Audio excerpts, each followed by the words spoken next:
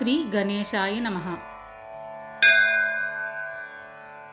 नारद उवाच प्रणम्य शिरसा देवं गौरीपुत्रं विनायकं भक्तावासं स्मरेन्नित्यम् आयुः कामार्थसिद्धये।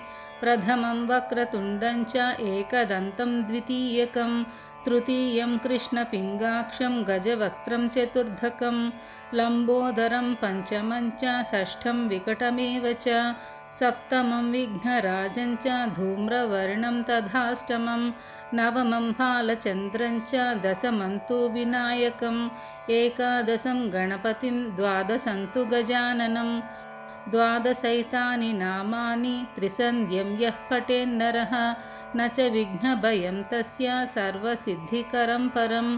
विद्यार्थी लभते विद्यां धनार्थी लभते धनं पुत्रार्थी लभते पुत्रान् मोक्षार्थी लभते गतिं। जपेत् गणपतिस्तोत्रं षड्भिर्मासैः फलं लभेत् संवत्सरेण सिद्धिं च लभते नात्र संशयः।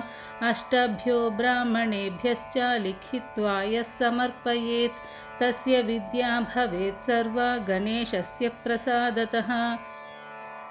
इति श्रीनारदपुराणे संकष्टनाशनं नाम गणेशस्तोत्रं सम्पूर्णम्।